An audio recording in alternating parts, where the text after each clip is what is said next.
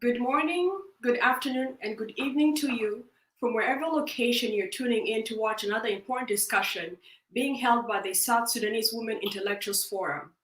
We welcome you all. The title of our topic for this discussion is The Concepts of Gender, Feminism, Gender-Based Violence, Rape, Molestation, and Sexual Assault among the South Sudanese. Our panelists who will take part in this discussion bring a wealth of knowledge and expertise. We have Honorable Sophia Pal Gai Lam, who's a member of the South Sudan Legislative Assembly and former National Minister of Water Resource and Irrigation in the Republic of South Sudan. Right now, we do not have with us Honorable Margaret Fozia Emmanuel. She'll join us shortly.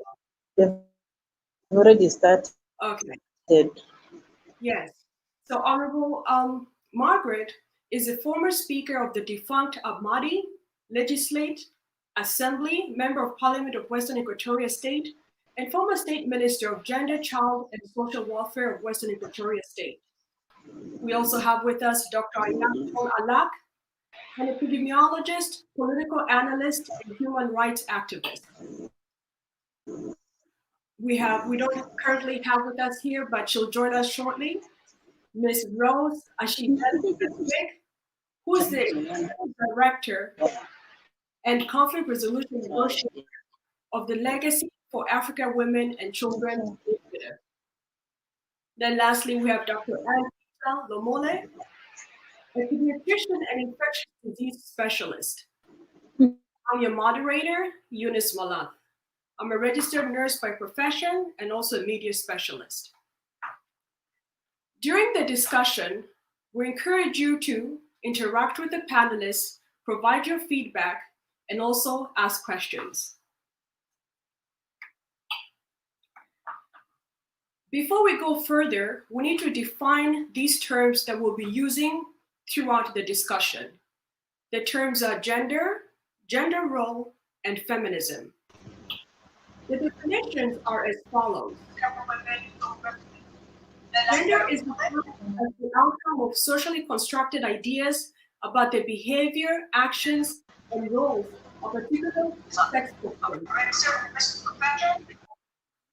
Gender is also used as a term to exemplify the attributes that a society or culture constitutes as masculine or feminine. Gender role, on the other hand, is also known as sex role.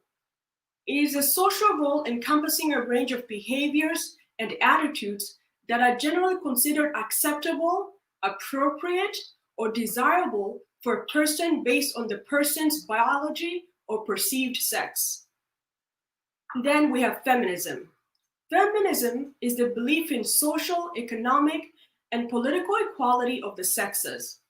Although largely originating in the West, feminism is manifested worldwide and is represented by various institutions committed to activity on behalf of women's rights and interests. Now, there are 5 types of feminism that are common. There's liberal feminism, radical feminism, Marxist socialist feminism, cultural feminism, and ecofeminism. The women's movement or the women's liberation movement refers to a series of political campaigns for reform on issues such as reproductive rights, domestic violence, maternity leave, equal pay, women's suffrage, sexual harassment, and sexual violence, all of which fall under the label of feminism and the feminist movement.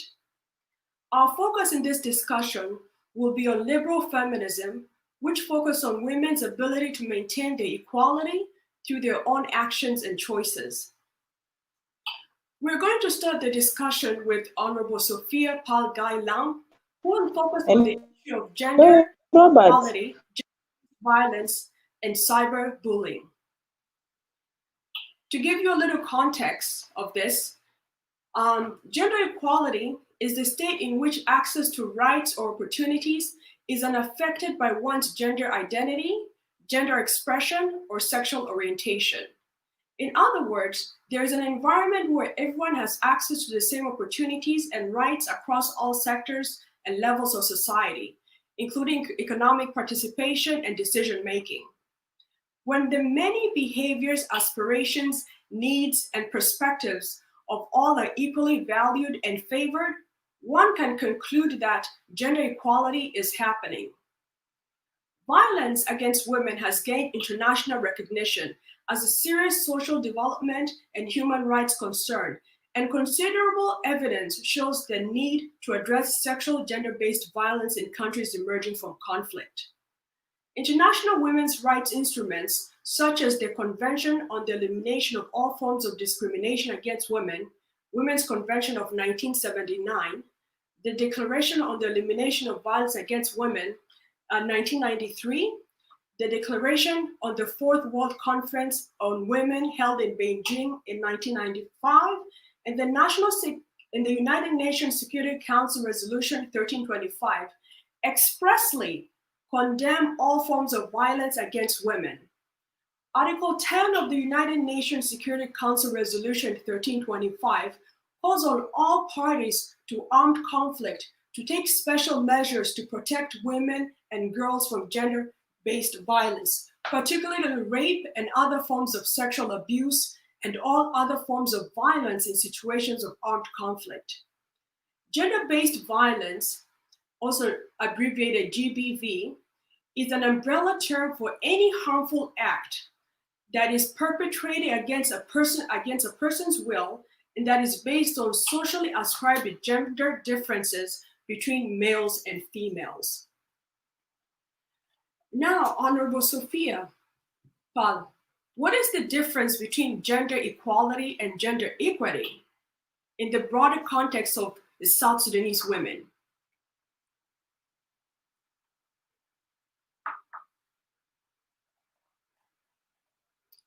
Can you please unmute? Yes. First and foremost, I would like to thank you, Eunice, and I would like to thank all the panelists, my sisters that are with me. I also want to thank the leadership of this great forum that is connecting all of us, whereby we can come and discuss these issues that are affecting us as women of South Sudan. I wanted also to say this topic is a very huge topic. And more or less, one cannot say that we are experts in knowing everything. But I would like to say that we will contribute as much as we can so that we participate fully and make these terms that are widely used be understood in the context of South Sudan. As you have started introducing what is gender equality, as you know, which is a state at which opportunities and rights are given to both male and female. And gender equity, it's about the process of where where there is treatment of fairness, where people, male and men and women, can have access and they can get everything fairly done. Now, if we look at it in terms of what is happening in those two big terms in the context of the South Sudanese, you will find that gender equality, if I start with gender equality, it is a term that we are still learning and how to modify it according to our cultures. I can say that we have not yet reached to the stage whereby we can say we have an equal opportunities in South Sudan for both male and females. It is a process that we will need to take it slowly so that we will reach there just like any other countries that are actually implementing the UN treaties that are there to help develop women. However, I would say that I'm proud also to say the party, the SPLM party, has tried to come up with affirmative action, and the credit will go to our late hero, Dr. John Garang Mabio, whereby he gave us the 25% affirmative action. And also our current chairman, His Excellency General Salva Kiir Mayardit, has also topped up our quotas to 35%. This affirmative action is given to us so that at least it lift our standard as women whereby we can have access and we can also contribute in where the decisions are being made, and we can contribute to our social and our economic aspect in how our country is being run, and also see our aspirations as people of South Sudan. However, we are also encouraged to compete with the remaining quota, which I mean the remaining aspect of 65%. And that 65%, of course, they are not all men. There are, of course, a number of children there, elderly, and so on. But in a context whereby there's an election, we have women that can actually compete with men directly. And these things, we have seen it in our first ever election that was done in 2010. There were women who stood with geographical constituencies, and they succeeded men. And the current parliament, the national parliament, we have a number of women who are not only there to represent the 35%, but also to represent the constituencies. So this is a great achievement that we can all be proud of. Now, you would also see that if you go deeply to see, let's take Parliament as an example. You wanted to see how let's take Parliament as an example. Okay, thank you. Go ahead, Sophia. Sorry. If you want to see the types of the committees that women are holding in the parliament, in the parliamentary leadership, I'm sorry to say that women are not actually getting the key leadership within the parliament. You'll find the subcommittees, the chairpersons that are there. Mostly women are given, different smaller subcommittees to hold, not the major ones. So this is something that also we need to work on it. And then sometimes we need to ask ourselves, does the affirmative action actually improve us? Do we really have, does it help? Do we really have a say in whatever that is happening? This is something that we need to understand, that we need to collectively work together, irrespective of our status. Whether you are a politician, or we are in politics, or we are in economics, or we are in a professions, as women, we need to work together. This is how our voices collectively can be heard, and we can have an impact within our country. Now, if I narrow it down, you will see that the pillar of the government are usually three, which is the executive, the parliament, and also the judiciary. So if executive, we have the 35% affirmative action being taken also in the parliament, but in judiciary, you'll find women lawyers, are not very much visible within the leadership of the court itself, the judges, and so on. This is something also we are calling for us to have balance. Women also need to be in judiciary and so on.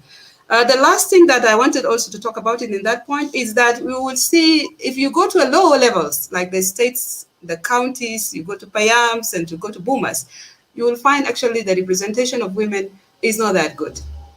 Why? Because it's only visible at national level here. But if you go to counties, especially the states are a little bit, but in counties, there's also zero representation, of which we women leaders need to work towards that, because we want to see commissioners who are women. We want to see executive directors who are in the counties and in Payams who are doing government work there, whereby the majority of us women are actually in the lower levels of the counties and the states. Now, finally, gender equity. Gender equity, as I've said, it's a treatment that taking care of both needs between men and women, and how the fairness, you can see that things are done in a way that it's you can see yourself, in the mirror as a woman. So more or less, the instruments that have been put, because other countries who gained their independence ahead of us, or through the United Nations, they have seen that issues to do with women's rights are not taken care of in a setting that is supportive. So they have developed instruments like the CEDAW, for example. This is the Convention of Elimination of all forms of discrimination against women. And you have the UN Security Council, like 1325, that condemns any violence against women. And in African Union, you'll find that the Maputo Protocol is also there. Those instruments, I'm proud to say that as a country, when we gained our independence in 2011, South Sudan also have ratified these treaties, meaning that we need to fully implement these instruments so that we better the lives of our women in South Sudan, and that they should be part and parcel of the development of our country. Thank you. Yes. Thank you for that great explanation, Honorable Sophia. It is indeed important that women cannot rely on just the affirmative action of getting 35% within the government. There has to be other avenues for us to really expand our growth in all sectors. Welcome, Madame Rose, and also welcome, Honorable Margaret. We appreciate your participation in this important discussion. I'm going to go ahead now and the next question is addressed to our panelists, Honorable Margaret Hosea Emmanuel, who will focus on gender, feminism, and the women's movement. Following independence, the government of South Sudan established the Ministry of Gender, Child, and Social Welfare. The ministry's mandate is to mainstream gender throughout government institutions and also focus on creating national policies for the implementation by local ministries in the 10 states that make up South Sudan. In addition, the ministry is mandated to supervise and regulate all organizations, societies, and unions that are concerned with women and women welfare. Another responsibility of the Ministry of Gender, Child, and Social Welfare is to advise and support states and local governments in their responsibilities for gender, child, and social welfare programming. Since its formation, the ministry has championed the establishment of gender focal points in key line ministries as a strategy for enhancing the operationalization of United Nations Security Council Resolution 1325 on women, peace, and security. Now, Honorable Margaret is not here with us right now, so I'm going to go ahead and move on. We'll come back to her once she joins us. I'll go ahead and move on to our next panelist, Dr. Ayak Cholalak, who will address the issue of rape, sexual assault, and molestation. Since South Sudan has become a member of the African Union, it is important to note that concerns about sexual gender-based violence and the need to address it has been expressed at the regional level through the 2002 Maputo Protocol on the Rights of Women. Through the protocol's 32 articles, the AU has defined an explicit framework for the social, cultural, economic, political, and legal rights of women on the continent. These include women's rights to peace, as well as women's rights to protection against all forms of violence and armed conflict. It specifies that perpetrators should be brought to justice before a competent criminal court. In addition, the AU Commission and the Panel of the Wise acknowledge the negative impact of sexual gender-based violence. And in this vein, the Commission studies on the plight of women and children in conflict-afflicted zones, albeit at the continental level. Dr. Ayak, could you please go ahead and provide us with a definition of rape, molestation, and sexual assault? Yeah, hello there, everybody. Thank you so much for having me. This is indeed an interesting topic that hopefully when the time is up, we carry on offline or on the Facebook page and other media fora. Okay, going on right away into the topic. Sexual assault is any form of contact or behavior that is perpetrated without consent. So if you whistle at me or catcall me or touch me or say words that are inappropriate that I do not acknowledge and I have not consented to or accepted in a sexual context, then that is absolutely sexual assault. And harassment is the same. And that is why in most work setups, there is sexual harassment conduct laws, code of conduct, which are could lead to somebody getting fired and such, because harassment as well is unwelcome and inappropriate sexual behavior. In places of work, in social places of professional social constructs. Rape, on the other hand, is unlawful sexual activity.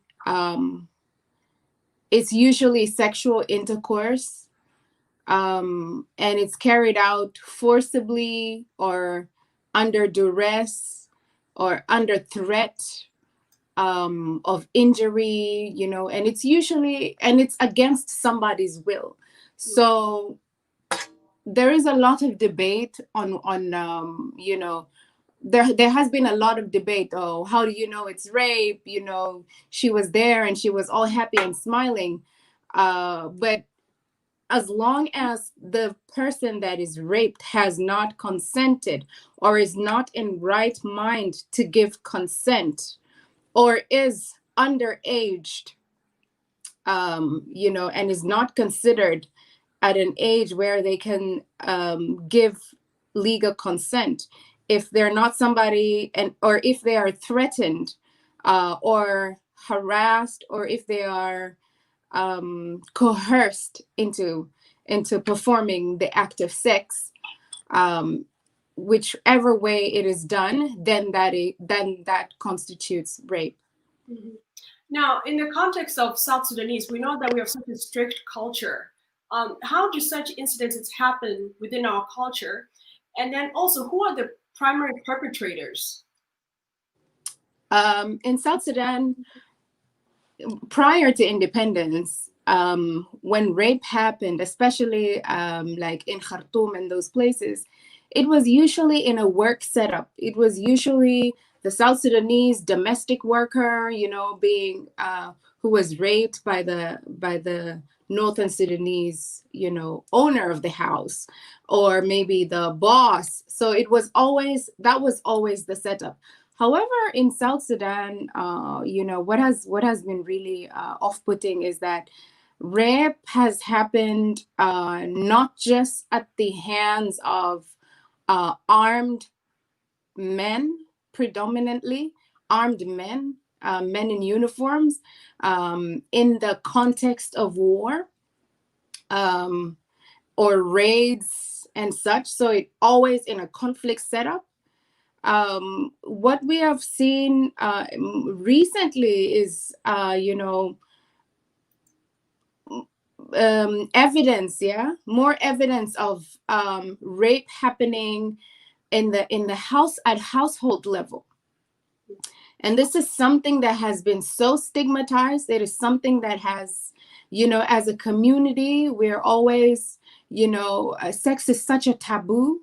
And so it has taken a lot of courage for victims, including myself as well, to just speak out about it and just encourage somebody else out there who experienced rape or any form of sexual harassment in a domestic setup, in a household setup. Mm-hmm. So in the household, it's usually the male relative, it's usually the uncle or the cousin. We live in extended setups, so you have all these cousins and the in-laws and the who and the what, and they're all there, all there mixed in that context. And mostly we have so much trust as well. We have so much trust, in our relatives. That's how we are. We're social beings. We're very, as a community. And so there is no supervision of children particularly. And in such situations, children are the most vulnerable. But also in places of work, there has been instances, and there have been a few people that have also come up very openly talking about rape and sexual harassment in places of work, in official work setups. So this is what we're seeing is we're just seeing the perpetrators are predominantly men. Mm-hmm. And it predominantly happens against the women and girls more so. So sexualization of girls from a very, very young age. And as a result of that, we're seeing girls at a young age being raped by male family members. Then we see women, you know, even at their households, but their husbands being raped. Then you see also at workplaces where there's sexual harassment and or rape. And then you also see in conflict setups that also just the chances of having experienced rape just multiplies like tenfold. Yeah, it's quite unfortunate that the perpetrators of rape can be found within one's own home. Yes, so there's no sense of security for girls and women. Our next panelist is Ms. Rose Ashidel Gatiek. She's going to focus on women, economic empowerment, and women-led organizations. There have been incidents of domestic violence on women in South Sudan who are emerging as successful entrepreneurs because of perceptions that they have become difficult to control as a result of their empowered status. Other reports also confirm that economic empowerment is not necessarily synonymous with protection from sexual gender-based violence. A 2007 study by ISIS-WIS in South Sudan observes how changes of women's role to those of breadwinners disrupted gender norms and often created insecurities in men. The report notes that this insecurity turned into anger and frustration, and additional to alcohol drinking, which they in turn meted out as all forms of abuse, including beating, rape, defilement on the helpless female household members. Madam Rose, can you please let us know what are the women-led NGOs, CBOs, and CSOs in South Sudan? For those who are unaware of the abbreviations, CBO stands for Community-Based Organizations, and CSOs stands for Civil Society Organizations.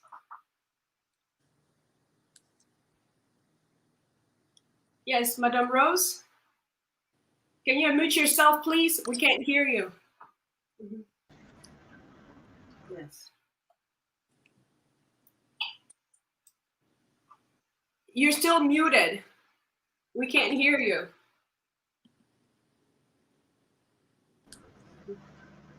Okay. How is it? Go ahead? Okay, we can hear you now. You can hear me? Yes. Yes. Thank you very much. Yes. Thank you very much. Good morning and good afternoon. I'm very much privileged to share briefly what women entrepreneurs are undergoing in the context of South Sudan and in the context of gender-based violence and domestic violence. Surely, the women-led organizations, CBOs, in South Sudan are the women or female-led organization that promote women's rights and working with issues related to women. They also promote girl-child education and respond to the humanitarians like any other international organizations and the disasters of within the world. We have known that our country is being, dominated by the conflict, and women-led organization or CBOs must support the donors in humanitarians, and also within the natural climate changes. They operate, of course, independently, seeing that different organizations have their own mission and vision that they could own at their capacity. What are the roles of course, the national and the local and the national women-led organization in advocating, of course, for the girls' rights of women in South Sudan and reduce violence? In fact, within the context and the way women created or formed their own organizations and also investing so much into entrepreneurship, promoting girls' rights, it is because most of us are being dominated, especially the culture aspect of it. So in some points, we find ourselves, we are not doing anything, we are kept home, and that could be only the only things that is meant for women in South Sudan. So us working within women organization, we will be able to express our feelings and how we feel about how things are being done. And then what is my opinion here is that on the issue of being raised about the donors giving funds to only those organizations, um, within the challenges that women are facing, at some point you may not really carry on with the programs that you might have designed, simply because it is still the domination of the culture, as I said earlier on, that some point time they say women cannot do anything. If we can support them, will they really continue to do anything expected of them? And if you look at how women who are, doing the business, the small enterprises, you could find them, they are not protected. Their lives is not protected. Their security is not protected. They could just sell things to do with Tamia on the road, carrying water on them. And by doing that, they are raising a livelihood or the support to their small families. But as you come back later on in the evening, your husband at home is not actually understanding that you went and hustle for the little bread for the children. You would find you will be bitter, you will be done something that is not supposed to happen to you. And within even the roadside, you might have not been protected well. This is how the background of national and women-led organization in South Sudan are. Yes, yes. Thank you, Madam. Thank you, Madam Rose. I'm going to go ahead and go on to, we have now with us Honorable Margaret Padilla. We thank you for joining us. We understand there could be difficulties with accessing good internet in Juba, so it's wonderful that we've been provided access to it. Yes, could you please unmute yourself? Okay. Oh. Our panelist, Honorable Margaret Padilla Emmanuel, will focus on gender feminism and women movement. Following independence, the government of South Sudan established the Ministry of Gender, Child, and Social Welfare. So I already mentioned that. And the ministry's mandate is to mainstream gender throughout government institutions and also focus on creating national policies for the implementation by local ministries in the 10 states that make up South Sudan. In addition, the ministry is mandated to supervise and regulate all organizations, societies, and unions that are concerned with women and women welfare. Another responsibility of the Ministry of Gender, Child, and Social Welfare is to advise, support states and local governments in their responsibilities for gender, child, and social welfare programming. Since its formation, the ministry has championed the establishment of gender focal points in key line ministries as a strategy for enhancing the operationalization of United Nations Resolution Security Council 1325 on women, peace, and security. Honorable Margaret, how do South Sudanese interpret the meaning of gender, feminism, and women's movement? And are these terms supported by the broader society?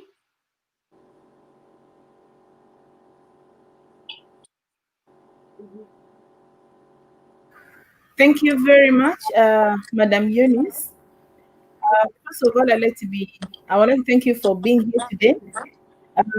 When you look at the general interpretation of South Sudanese on the issue of gender, what the South Sudanese know generally is gender is just a woman, because you will see it in functions. For example, if they want to give an opportunity for a woman, or a woman raises their hands up, they will say it's time for gender, time for gender.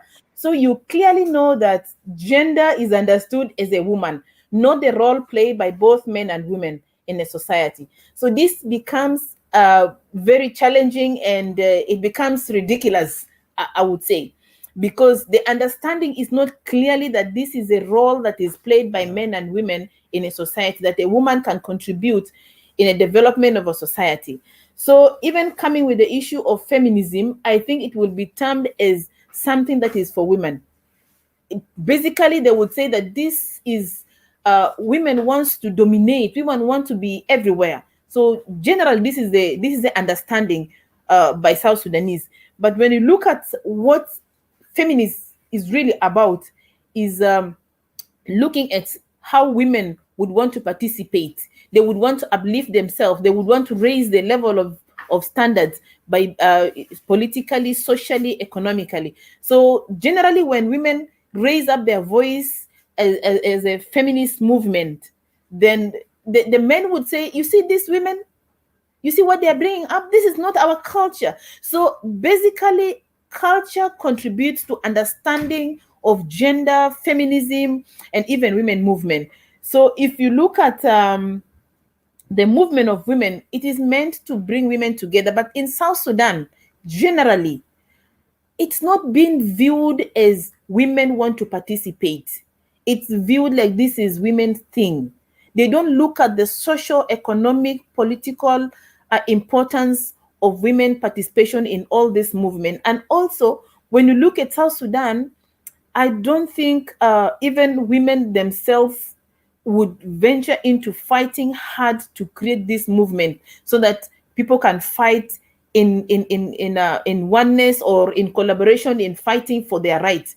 So if a woman starts this feminist movement or women's movement, they would think at her maybe she's crazy, maybe But I think when women realize that the movements are there to fight for their right, to fight for space for women and girls in South Sudan, I think it will be something that the whole general population will understand.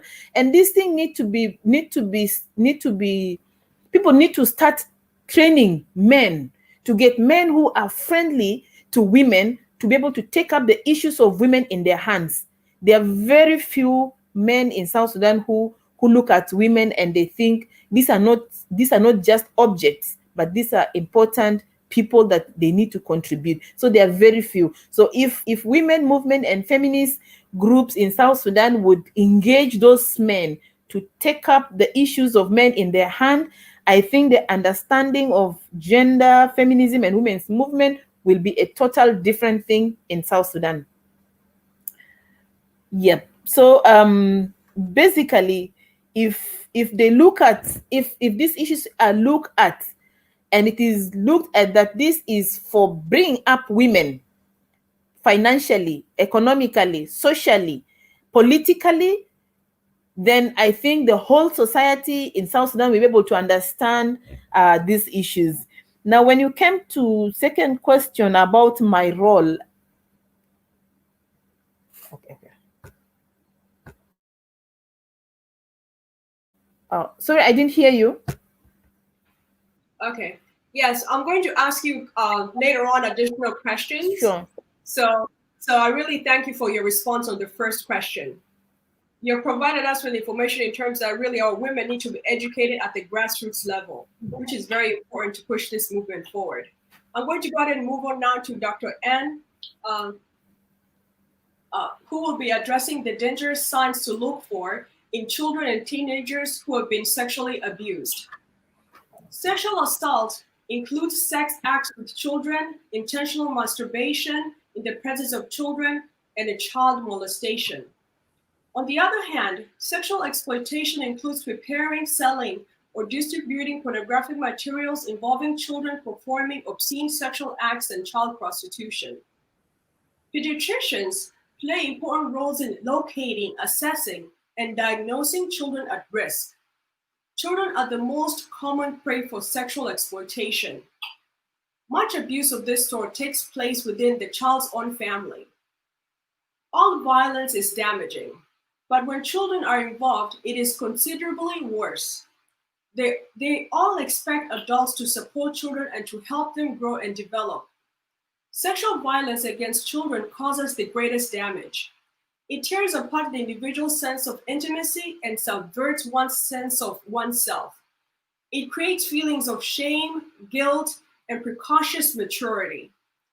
It is not merely a physical injury, it also damages all of the individual's psychological and physiological functions, both as they exist in the present and as they are meant to serve the individual in the future. Dr. Ann, can you please go ahead and provide us with a definition of child abuse? And when do pediatricians start to realize something is odd with a child or a teenager in this context of sexual abuse? Thank you so much, Eunice, for that question. So I think I will start by defining what we refer to as a child. The UN Charter on Human Rights defines a child as any individual who's below 18 years of age. And in many countries, legally, 18 years and above is considered the age of consent. Now, when we talk about child abuse, it's quite wide in the sense that it doesn't narrow down to something specific in this, especially like if you're relating it to sexual abuse. So child abuse is basically either injury or death or emotional harm that is done to a child through either action or inaction of a caregiver or parent. So doing the act itself or not protecting the child from that harm, that is referred to as child abuse. Now, there are many different forms of child abuse. There is physical abuse, which is where there's intentional injury physically to the child.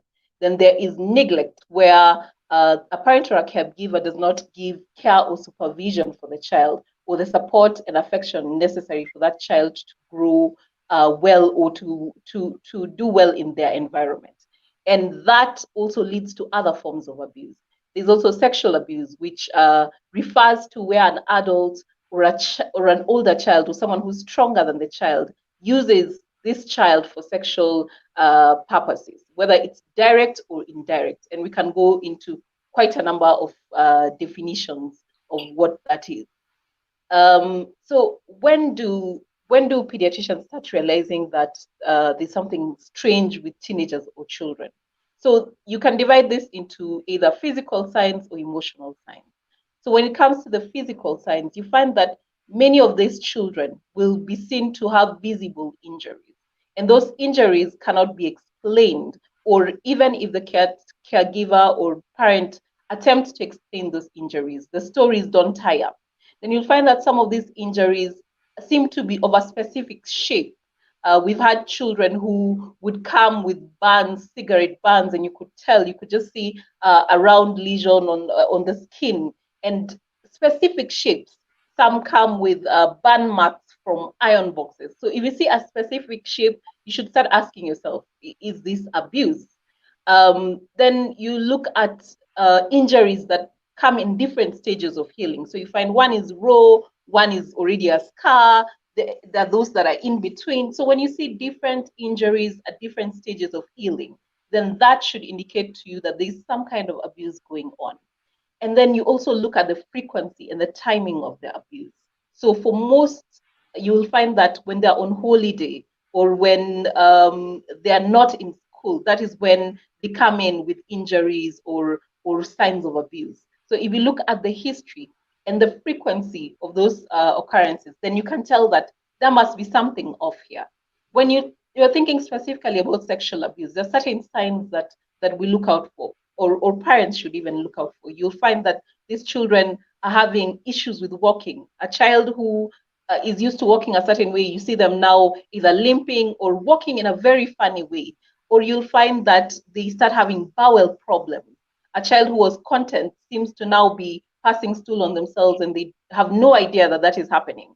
You'll find issues with urinary tract infections. You might find that the child is having a discharge and you're wondering what exactly is happening. They tend to have a lot of infections and they can even have sexually transmitted diseases.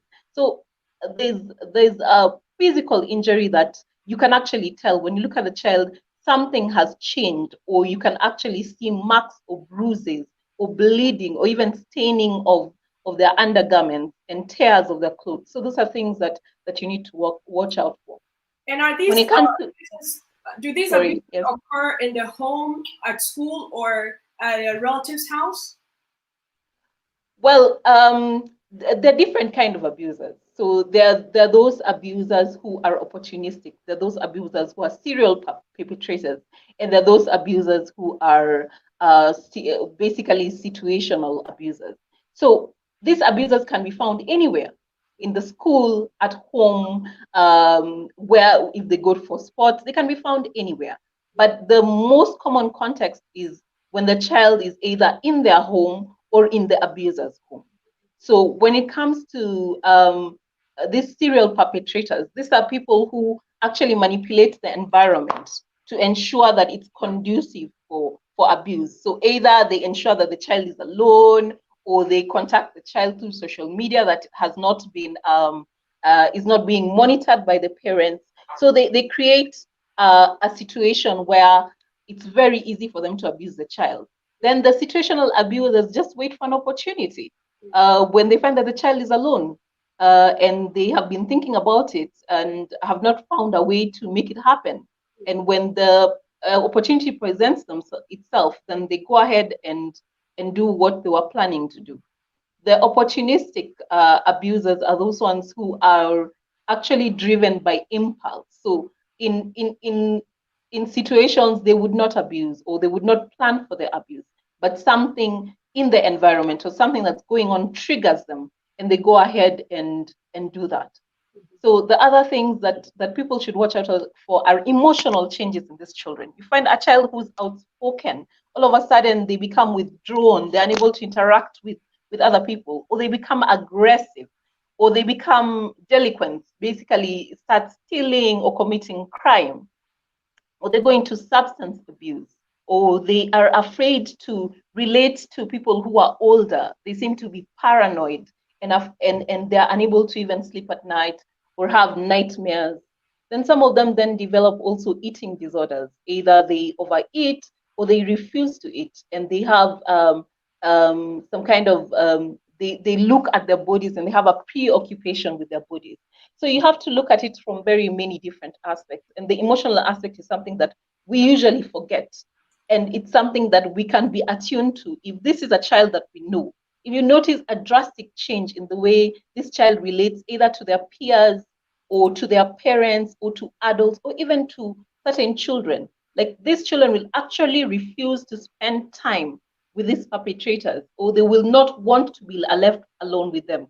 If you see that, then you should start thinking, is this child being abused? Whether it's sexual or physical or just maltreatment, you have to ask yourself many questions when children change their emotional behavior. Yeah, that is indeed important. That is indeed important. Yes, thank you. Thank you, Dr. Ann. Honorable Sophia, in relations to gender equality among the women of South Sudan, what parts or what aspect of gender equality do you believe that should be embraced immediately within the country?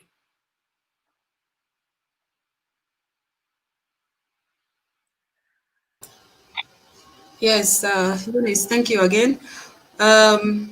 Actually, gender equality it's a process that will take time for us, maybe not even our generation, maybe our children or our grandchildren, to see it being effectively implemented in our country. Because at most cases, in the environment of South Sudan, just like what Honorable Margaret was saying, we are still struggling to define our space as women. We are still looking for where we could feel comfortable. You know that we discussed all these issues in an environment that is very supportive. Because if you talk about gender equality, most men are not comfortable. There are men who are not comfortable with that word because they think women's place is kitchen. They think women's place is to give birth to children. They think you are supposed to do domestic work and that's all. So for us to move forward, we need to work collectively. As women, like this forum now, bring all the expertise together. We need to reach out for our women who are in the villages, or we need also to strengthen and talk more on girl child education in our villages. This is the only way that we can see effective results in uplifting women's voices and then participating in development. I need to also say that as women, we have been doing a lot. During our liberation struggle, for example, men would go for many months or even years, and they will leave the children to women. And women will only will be there to be the sole breadwinners who will take care of their families. And I think that our contribution also made our men to achieve the independence of our country. Because if you are worried of what is happening back in your house, you will definitely get confused. You will not be motivated to move forward. But because they left women behind, women have done a lot. We have done a lot to ourselves, to our children. We have done a lot to the country, because even during the war, those women who were there, they would go with food in front line. They will take food to the soldiers. They will nurse the wounded. They will also contribute whatever they have, whether food or whatever they take it there. So based on that, that's why our late Dr. John was happy to see that women have an upper hand in issues to do with the national interests. So I would say that let's look for ourselves. Let's look for a way how we can define our how do we want to see ourselves within the South Sudanese context. Let's work together as women leaders with our expertise, with our whatever that we have, so that we come with one formula to take us forward. Yes, thank you. I'm going to go ahead to Honorable Margaret. As one of the first former state legislative assembly speaker, how did you manage to maneuver over a position that has historically been held with by men based on their masculinity? And how were you able to maneuver those challenges that you endured because of you're a woman?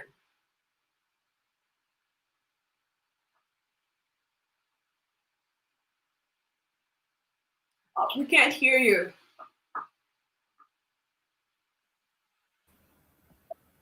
Thank you, Eunice. First of all, it was not an easy thing. The position was contested, and we went through election, and I won the election. So the first thing that I got from the men was that, will she manage?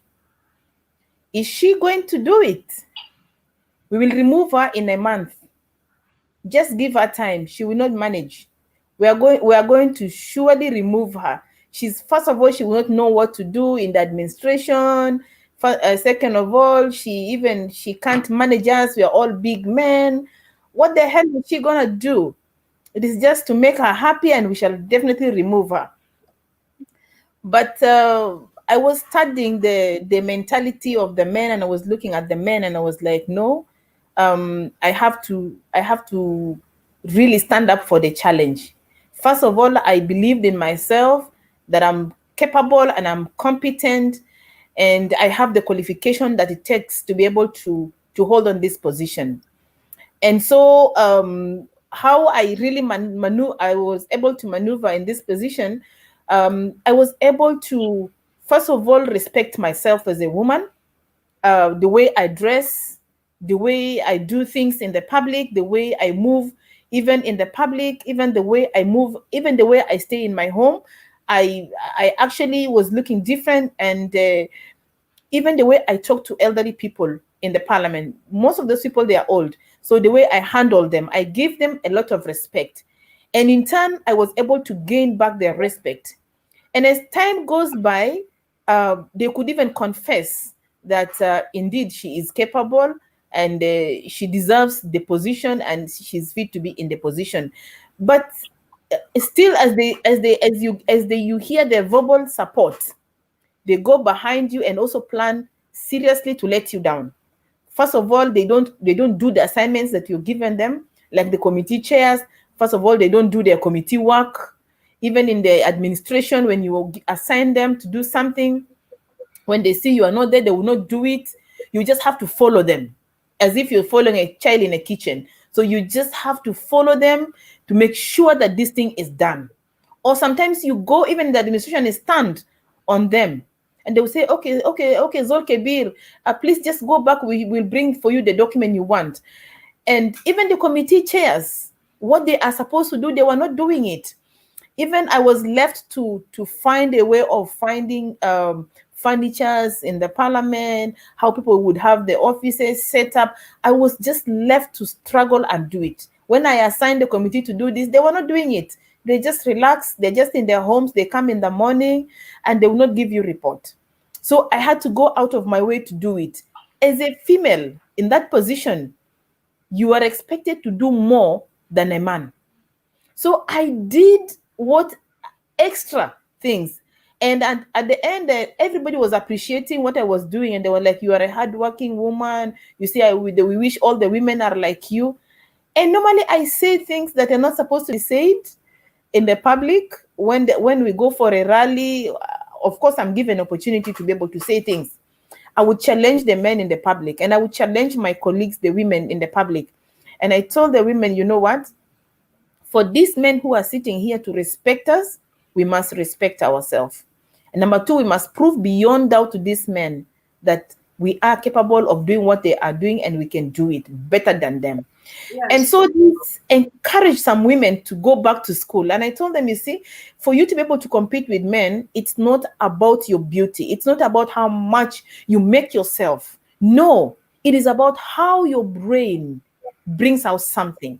That's when the men fears you. That's when the men will respect you. So if you think that your education is not enough, it is good. You go to school, study, and come back and contest with the men. Yes. In anything. Yeah. And then get more education. Absolutely. You're surely a pioneer woman leader who's paving the way for not only your children, but also the next generation of South Sudanese girls and women. So thank you very much. You're welcome. Yes. And thank you. Yes, you're welcome. Yes. Dr. Ayak, the next question is to you. A few weeks ago, especially in the month of May, we started hearing a lot of testimonies from our girls and women across the world who were talking about their experiences of rape or molestation. Can you tell us what this is all about, and also about the what started the movement? All right. Thank you very much.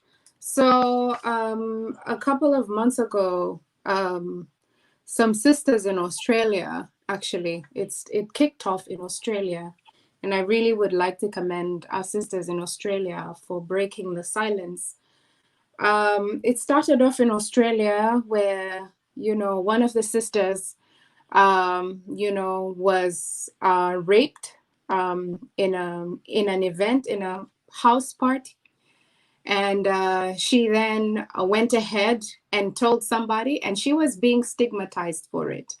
And so other sisters rallied around her and realized that this did not just happen to that one person. This has been consistently happening.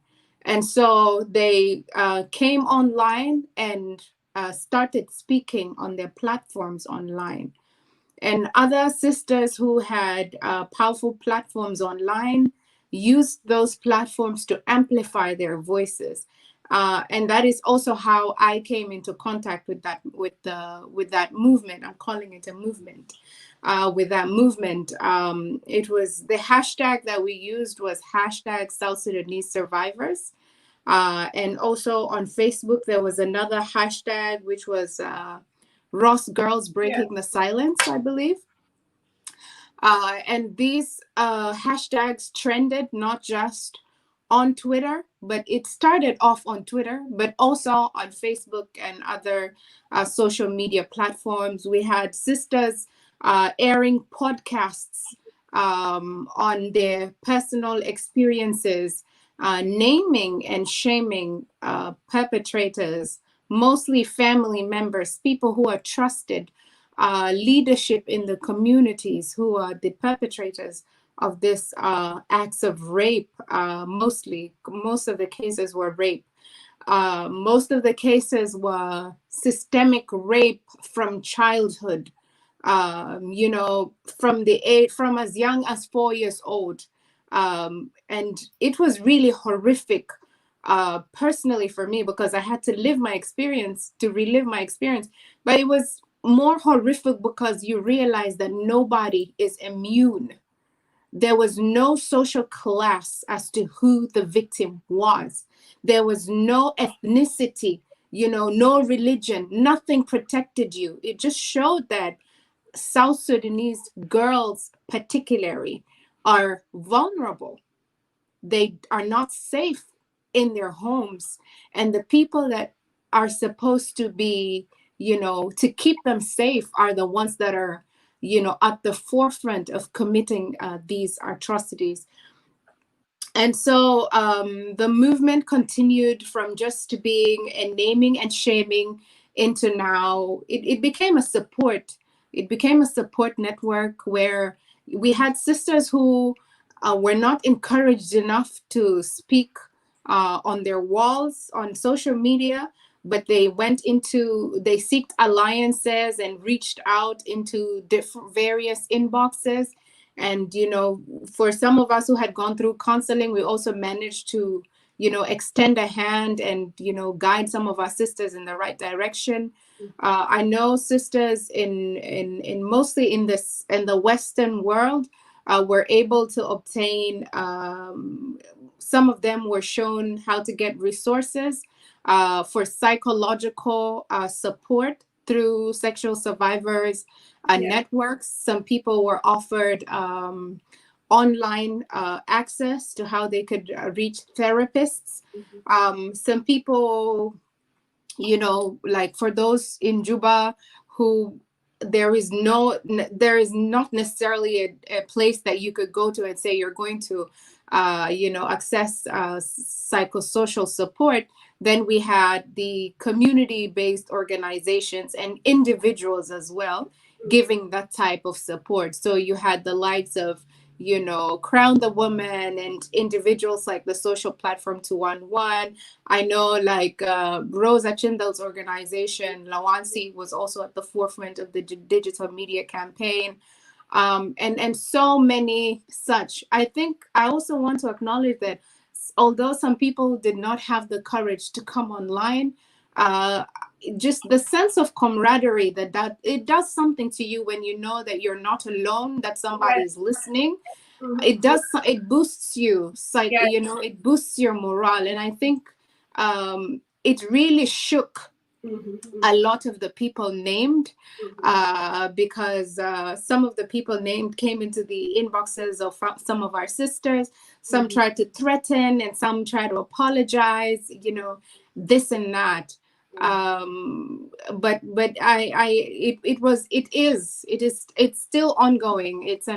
It has been a very powerful moment of awakening of South Sudanese girls, of breaking the silence. Absolutely. Absolutely. Yeah, absolutely so. That is great indeed. We commend our women in Australia for their important work. I'm going to go ahead and move on to Ms. Rose, who is the Executive Director and Conflict Resolution Negotiator for the Legacy for African Women and Children Initiative. Madame Rose, can you kindly tell us a little bit about the roles women played during the wars, the peace negotiations, and in peace building?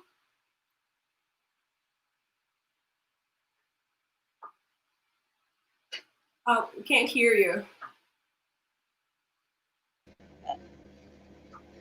Yes, you hear me now? Yes, please go ahead. All right.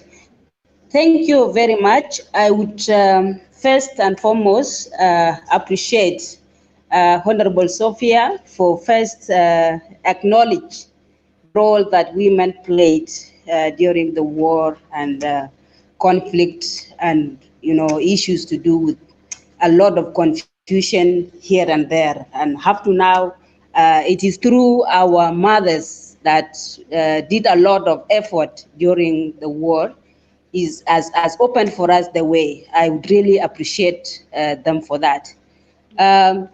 Women has played a greater role in during the negotiation, in lobbying, making lobbying, and also mediating within the conflict time. And you could find they would be really underestimated, and they could say women cannot do any greater role. But they managed to do that as something that would encourage the conflicting parties wherever they are to make sure they understand what women are lobbying for. They also, during the war, women they were actually supporting by supplying the food stuff to the front lines, which Honorable Sophia has just said earlier on. And it was something that was also giving a strength to the front lines and to our husbands and to our brothers who were actually fighting for the liberation. In doing this, they were doing it as something, a woman is a seed, because they will produce, and then after the production, the children will grow and they will be called the next generation.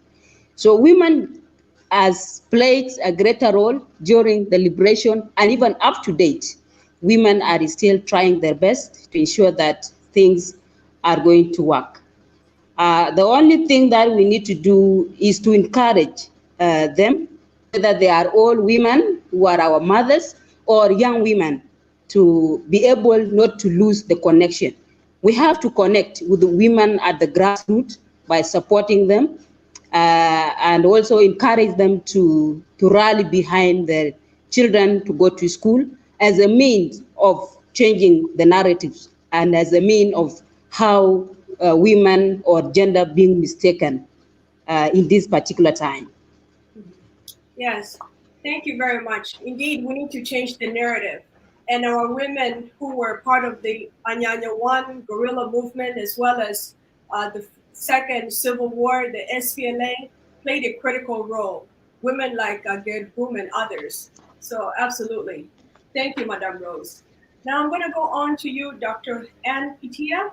You provided with information on the physical as well as the emotional manifestations that appear when a child or a teenager has experienced abuse or sexual abuse. Can you please go ahead and tell us what steps do doctors take when they discover the abuse mentioned? And also, do you go ahead and talk to the authorities? Also, do you talk to the parents?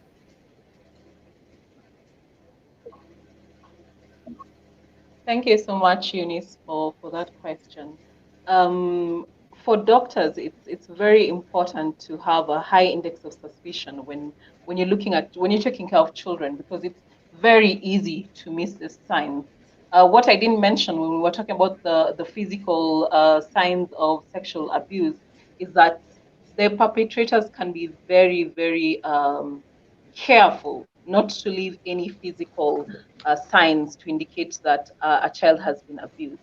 So about 40% of cases of sexual and abuse are not actually identified on physical What examination. percentage you So mentioned? What did you for mention a a doctor, percentage? sorry, 40%.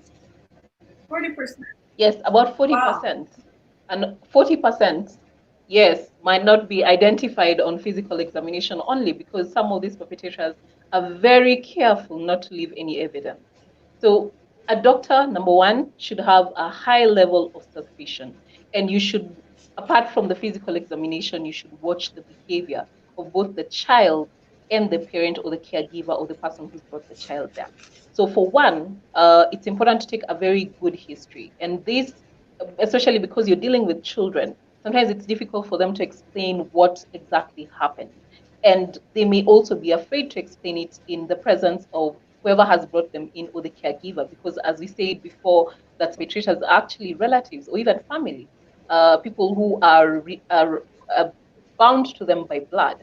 So you have to be very careful, and if possible, even do these interviews when the caregiver is not present, if the child is comfortable, or with someone that they trust, because you want as much information as possible. Number two, you have to ask the questions in such a way that it doesn't lead the child. So you have to be very objective with the way you do it. So Can you give you're us an not example? actually, Can you give us an sorry, example of you're not question to ask a child? so you're asking them specifically to just tell you what happened. Okay. So you're not telling them, okay, did someone touch you? You're not talking like that. You're asking them what happened. And then if they're unable to explain themselves by words, some people actually use aids. So if they're able to draw, they can draw for you. If they're able to point, they can point for you. If they can't point on their bodies, then they can use a doll and say, okay, this is what happened and this is what went there. And that's why we tell parents that it's important to tell your children uh, the parts of the body, to actually tell them what they're called, and tell them this is a penis, this is a vagina, these are your breasts. Because if you tell them that, then it becomes not very difficult for us to get information from them, because they can define what exactly was touched and how and when and where. So give them the vocabulary to be able to tell what happened to them. So no leading questions. Ensure that the child is comfortable. Ensure that you're not causing more trauma by the questions that you're asking, or even with the physical examination.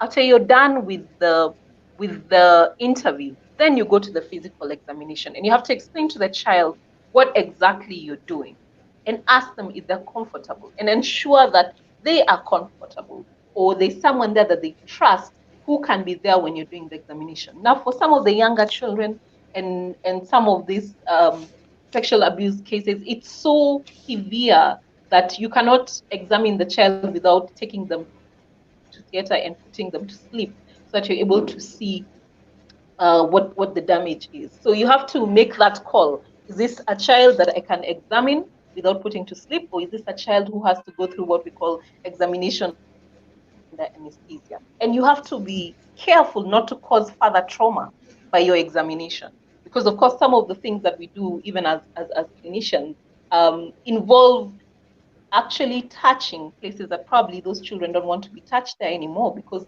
of the kind of horrific experience that they've had. And such children, then you have to actually do it under sedation, of course, with the consent of whoever their guardian is.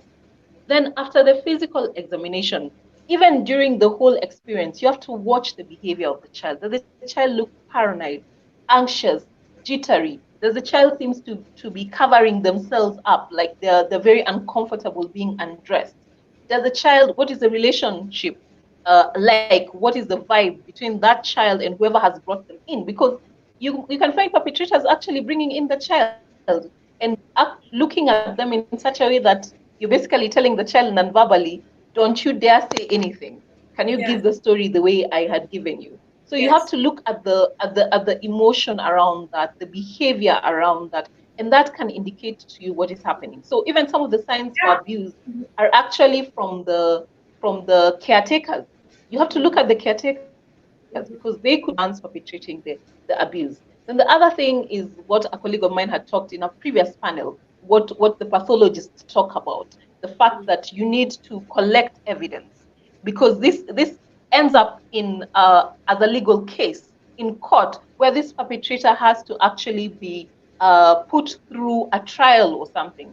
So you have to document. So whether it's taking photos, whether it's recording the interviews, you have to document and ensure that you collect the correct sample.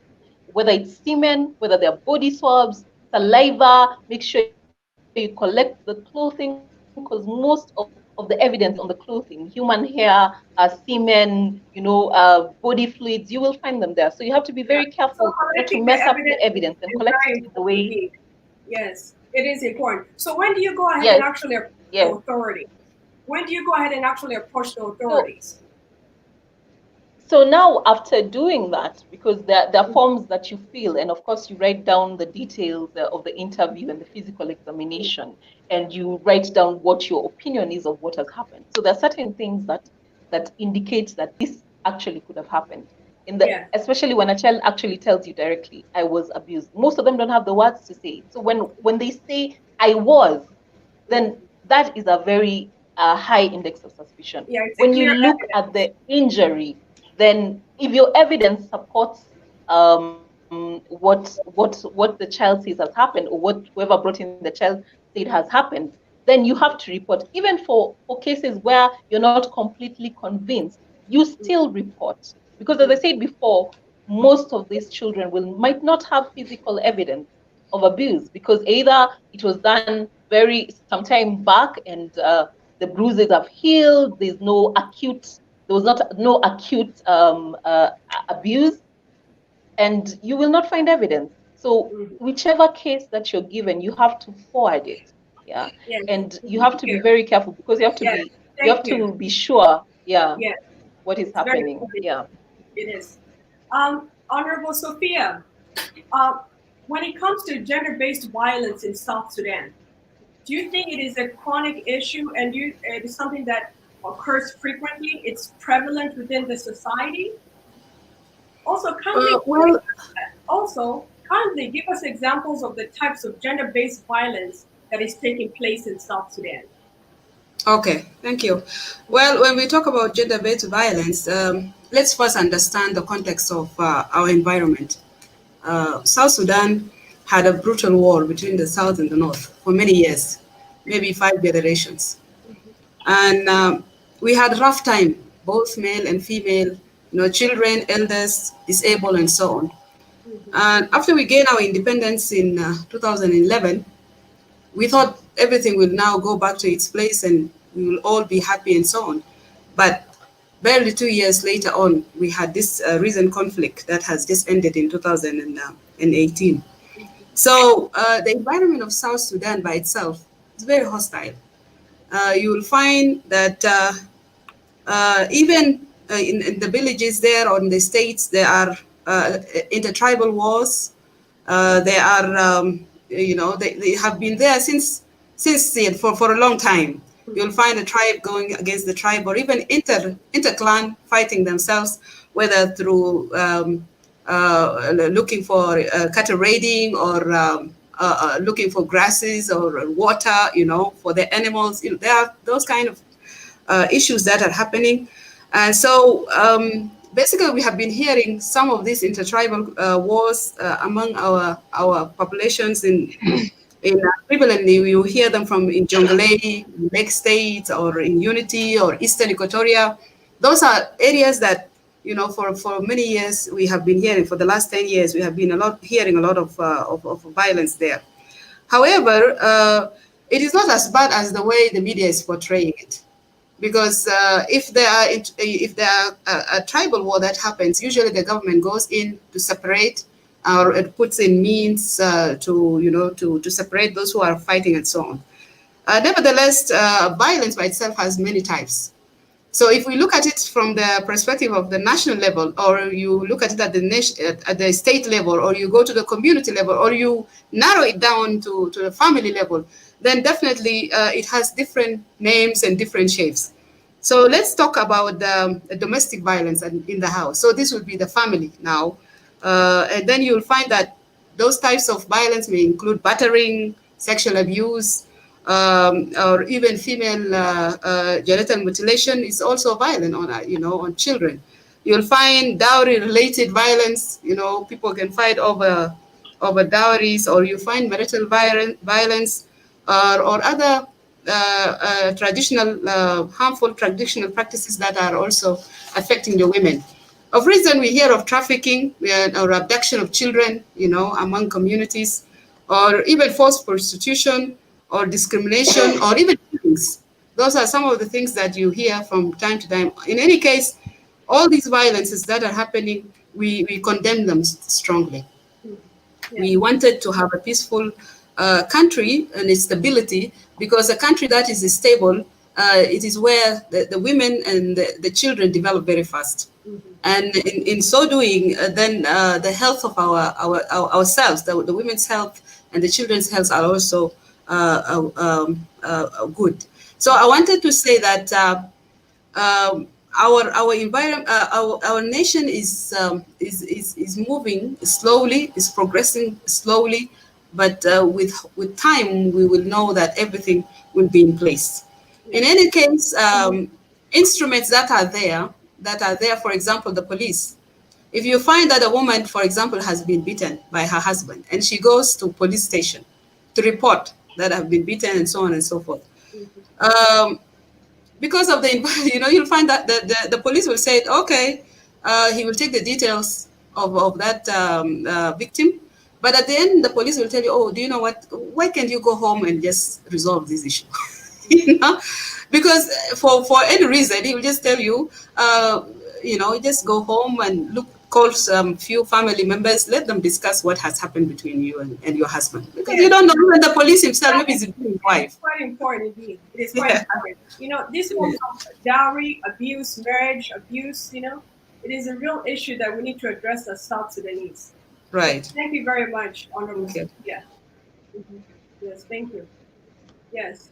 I'm going to go on to Honorable Margaret. As one of the first former state legislative assembly speaker, what efforts are being done? Madam Rose, do you mind muting yourself? Thank you. Yes, Honorable Margaret, what efforts are being done at the state levels to support women parliamentarians, and is there specific training being offered to them? In addition, what challenges are they facing? Thank you. I think in the States, there are efforts of training women parliamentarians. For example, the UNIMIS, the UN Women, and EVE organization, even Crown the Women. There are other national organizations which are doing training in the States to raise up the standard of women. But of course, if you look at it, it's not enough, in the sense that these women themselves need to, first of all, go through formal education. That is when the issues, you can be able to handle issues very clearly. And some of the challenges that women are facing is economic hardship. The women parliamentarians are finding it very difficult. Economic hardship is one of the biggest challenge, because as a parliamentarian, you have people who are coming to you, and you're from your constituency, you have to do something in your constituency, you have to contribute in a women program in the constituency, whichever program. But when you are not financially stable, it becomes very difficult. And then when you go to your constituency, you will find a lot of challenges, because you will be challenged by the community. You are doing nothing. You are representing who? You are representing yourself. Because definitely as a woman parliamentarian, you'll be dressing smartly. So they will ask, if you don't have anything, how are you dressing? So the lack of ability to be able to do something actually marginalizes women, actually undermines women's capacity to be able to deliver as women in the constituency and also in the parliament. So I think the trainings that are being done, it is not enough. The women themselves need to upgrade themselves. The women themselves, they actually need to be able to raise their own level, so that they are able to handle other issues. And women need to also go to do businesses. They need to do entrepreneurship, so that the economic situation can improve and they're able to present themselves well in the parliament and in the community and even in the society. Yes. Thank you, Thank indeed. you. Thank you. We're going to go on to Dr. Ayak. We only have about 20 minutes left. So it will be great if we could all be concise in our responses, because we have now limited time. And you're providing such great information that our viewers are appreciating. Dr. Ayak, following the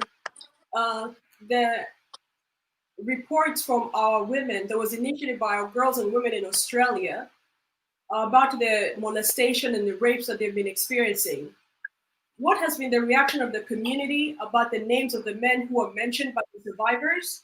And what negative or positive responses did the survivors get from their communities? Were there any threats that were issued against the girls and women?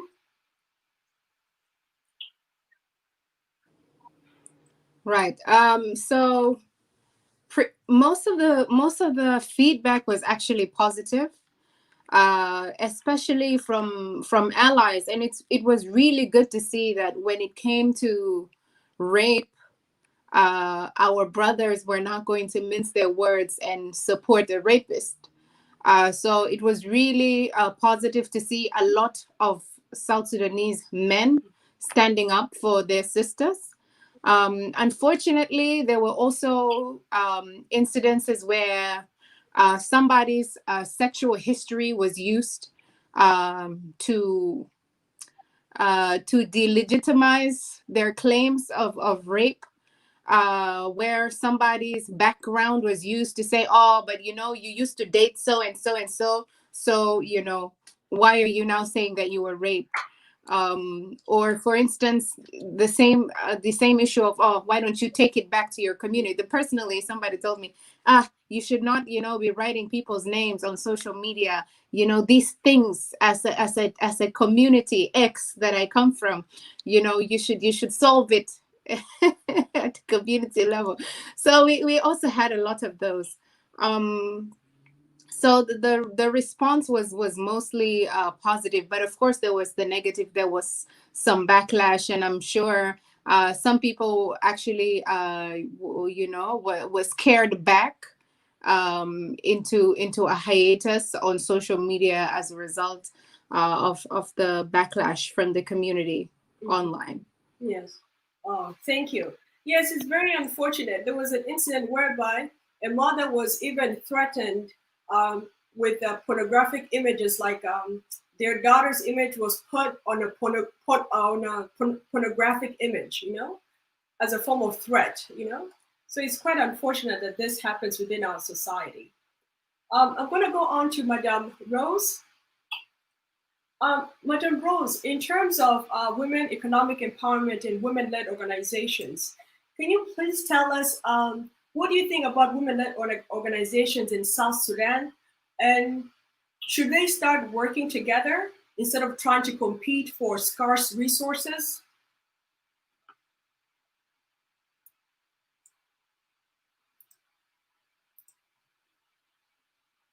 I cannot hear you. We cannot hear you. Could you please unmute yourself? Thank you. Yeah. All right. There is need for women-led organization to come together, form women consortium that will bring women together and unite them. As they say, as they request or they write their proposals, it will always be seen as one group or one voice. And this can help the donors to even make a proper follow-up, because we have seen some challenges that you could even propose or write a project, but you don't actually get the feedback, simply because they are so, they might be concentrating on other groups that you might not be one of them. So I think it could be good to have only one body that will now unite, and it will also help women at the grassroots to be also considered and being favored, because most time the little support that national women body should get must not reach the grassroots.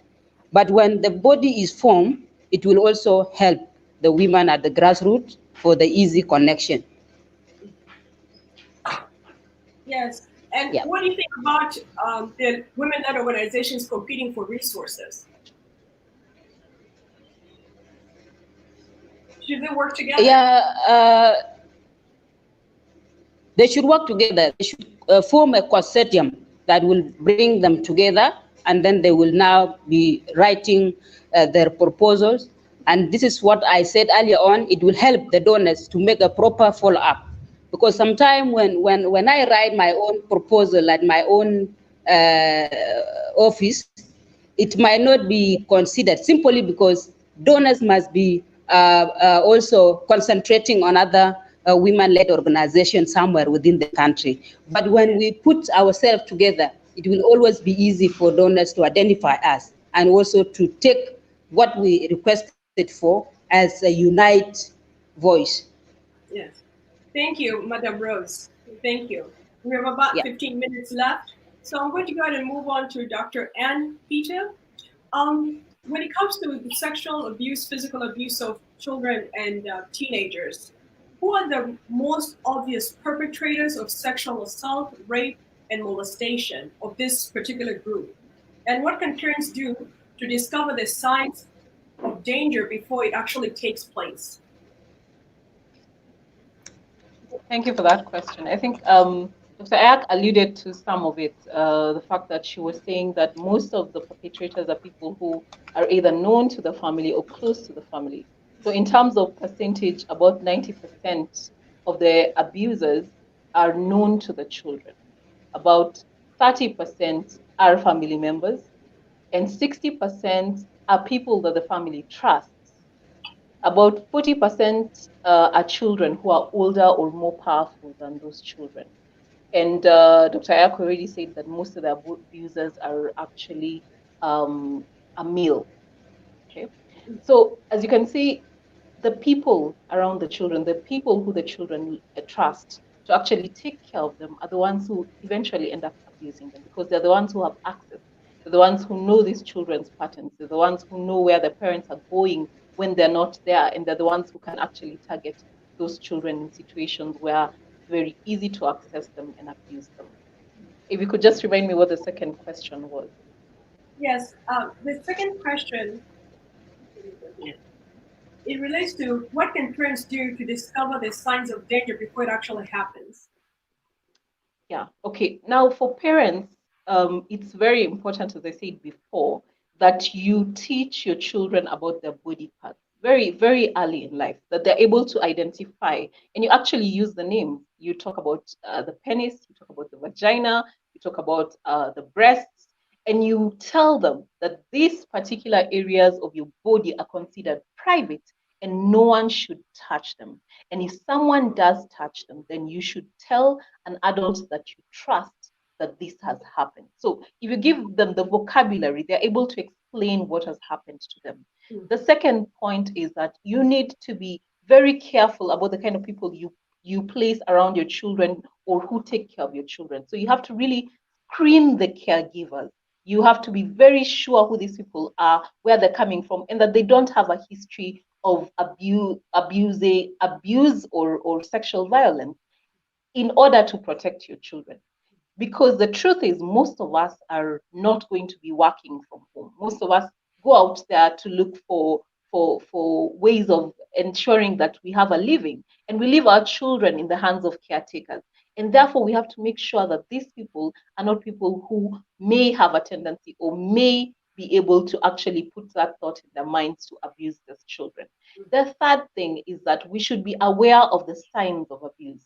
We should be able to tell that this child is changing in terms of their behavior, emotionally, the way they're dressing. They're also changing, the way they're walking is changing, the bowel habits are changing, their urine habits are changing. Or sometimes even mothers are encouraged that once in a while you actually have to be the one to shower your children, especially the young girls, so that you're able to notice this thing.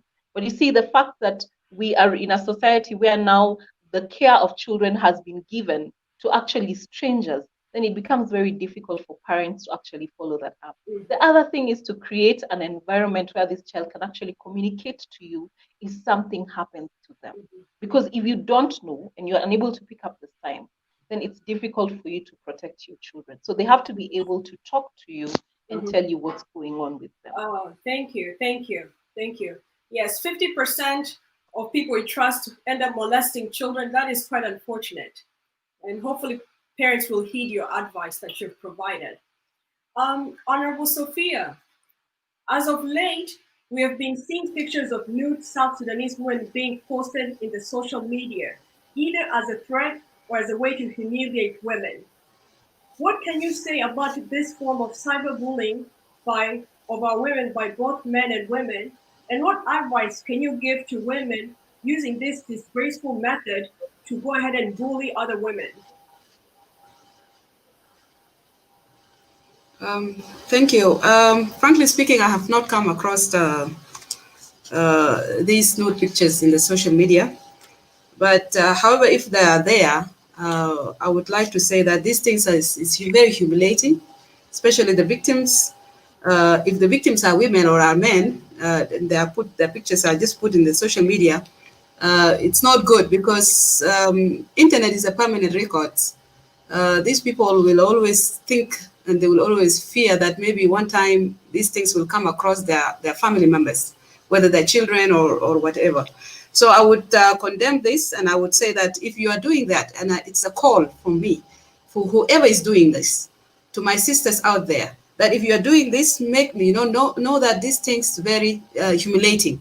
You should stop doing something. And I would say also to men, if you've seen these pictures of women, nude pictures that are very bad, don't forward it to another man. Just delete it immediately, and let us stop doing such an act, because it's in another word also, it's not within our culture as South Sudanese to behave like this. If you are not happy with your sister, and instead of revenging terribly like that, it's better you talk to her. You call a third party. You communicate whatever grievances that you have, instead of damaging somebody's reputation or image in such a way. So this is an act of terrorism, and it's not good. So I would say let us stop.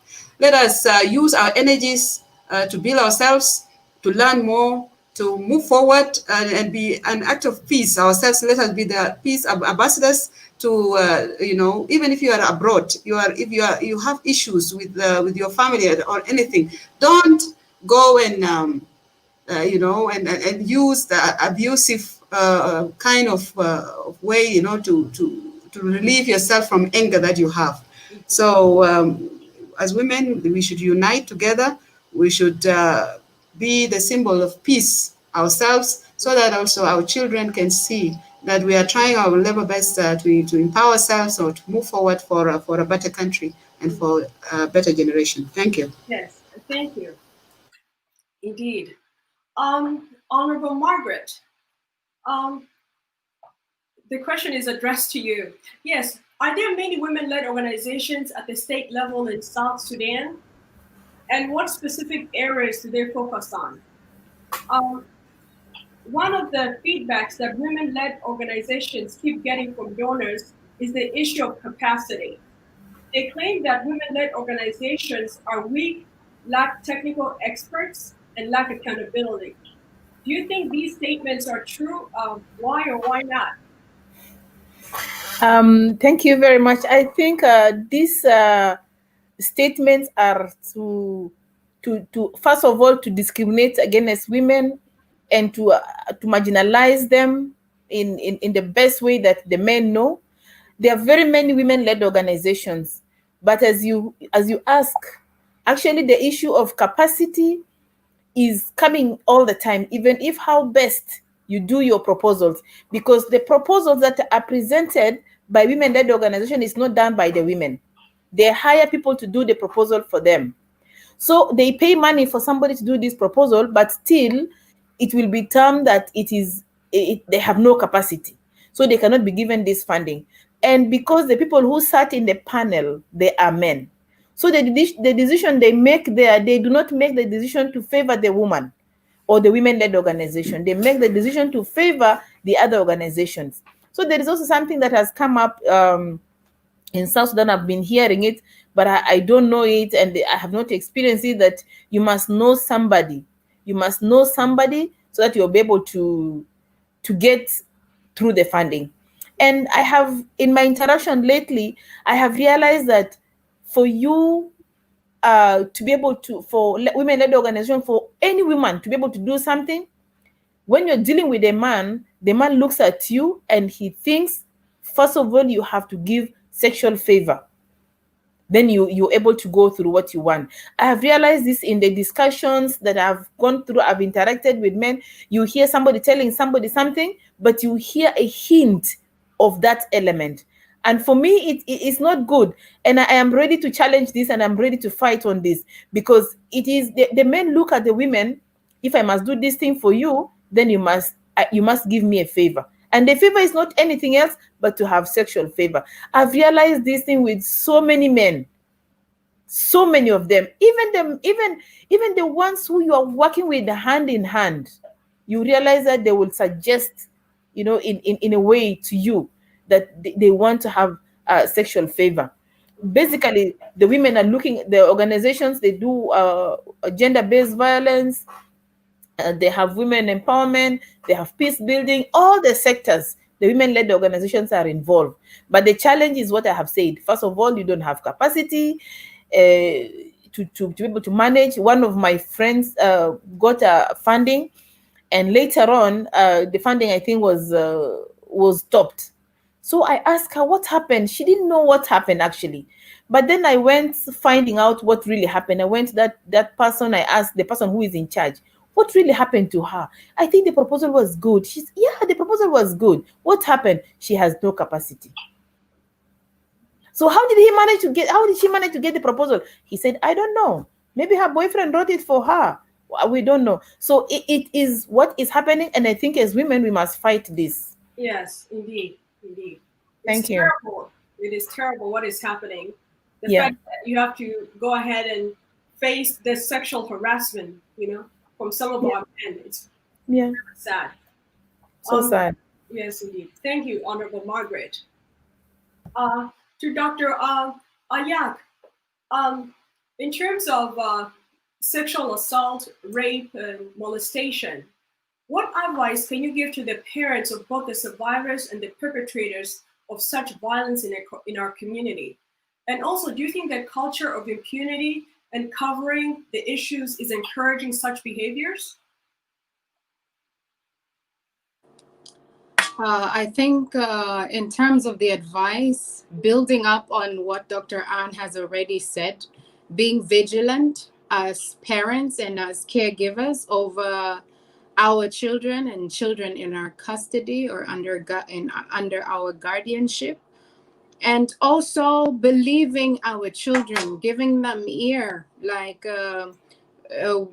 because what we saw from the trend, the South Sudanese survivors, is this is something that has mostly happened from childhood. Opening that channel of communication with your children and demystifying sex as a whole, having the talk, from an early age, and it's never too late, but having the talk, sex education with your children, if it's still, since it's still not availed at school level, it's about empathy. It's not pity. It's not to look down and shun the victim. It's about to say, I hear you, I validate what you're saying, what do we do about it, to take their children seriously. The worst part is when you go to a parent, to somebody in a place of authority, and you tell them, oh, uncle so and so, or cousin so and so, or teacher so and so has done this to me, and they invalidate what you're saying. That is very, very demoralizing. So as from a parental perspective, from a communal perspective, the expectation is that we are more empathetic, and we are more empathetic towards our children. Our culture honestly has not been our culture has a lot of strong points. We have to acknowledge that there is a lot of positive things when it comes to women empowerment and the place of women in our culture collectively as South Sudanese. However, the stigmatization of sex, the objectification of the female body from a very, very early age, the commoditization of women, the objectification of women as a whole has put women in a state of vulnerability. You cannot speak up. Your voice you're not supposed to be heard. You're just supposed to be seen. And this translates, into silence in instances of rape like this. I feel to some extent, although this might not have been the trend in the olden days, what we're seeing more and more is almost what is seeming like a normalization of rape. If a woman says she was raped, the first thing is, where was she? How was she dressed? What took her there? How did this happen? What did she do to provoke, the rape to happen? And in traditional setups, even in modern setups, you find a situation where this woman, this young girl, is being negotiated into marrying her rapist. And these are things that we're seeing even today. A girl is raped, and if she brings it up, then some males in the family see this as an opportunity to marry her off to the person. I also want to add that, yes, there is the family, there is the community, the culture, but I also want to add a little bit politically. I mean, I do come from a civil society background, and it's one of those things that are just unavoidable.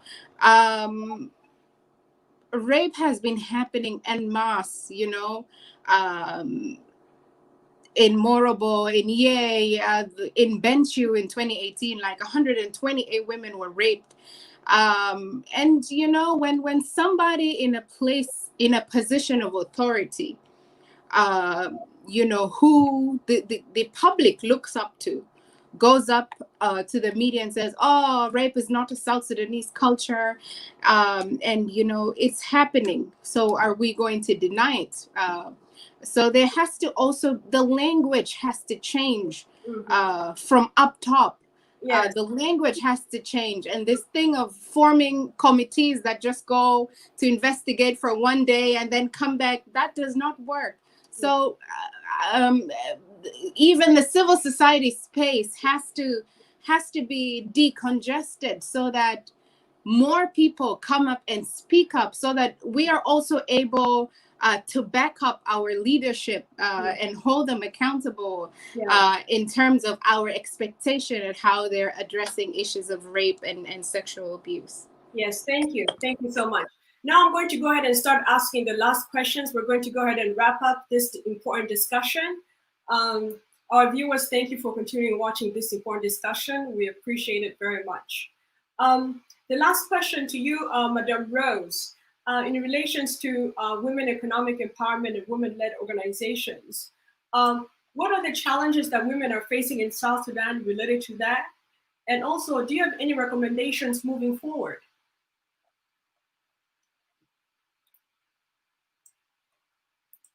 Oh, we cannot hear you. Yes, thank you very much. One of the most challenge, and it is the challenge that we are actually discussing right away, is the issue of funding, which we know it has really made it very difficult for women and local lead organizations to run their activities. And then there has been issues with the connection problems. Connection problems that are meaning the connection between the women at the grassroots and the national women.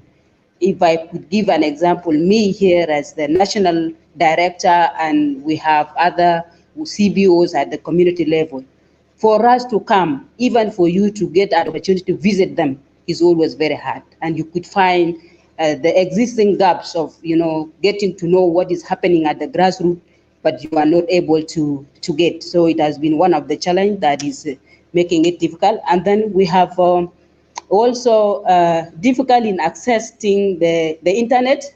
Imagine we could travel all the way with the Honorable Margaret to come to UN Women for us to be host for the internet. If it is happening like this for us at the national level, how about the women at the grassroots? It is also becoming an issue. And then we have issues to have needs, lack of the capacity building. Well, it was mentioned earlier on that maybe women have no capacity, but I could not agree with that. We have the capacity, but even if we have the capacity, we need to be add on the capacity we have in order to, work very hard in the financial management, accountability issues, and also the staff have to be given the capacity, because some of the volunteers, they might come from the university yesterday and they do not have experience. For you to give them opportunity to work or to deliver the services, you must give them a capacity building in order to be very strong. Um, and then there is also a lack of a follow-up, which I also mentioned a bit earlier on. There is no feedback from the donors. However much you could write thousands of proposals, sometimes you ended up, getting not the feedback. You ended up even trying to renew the SRRC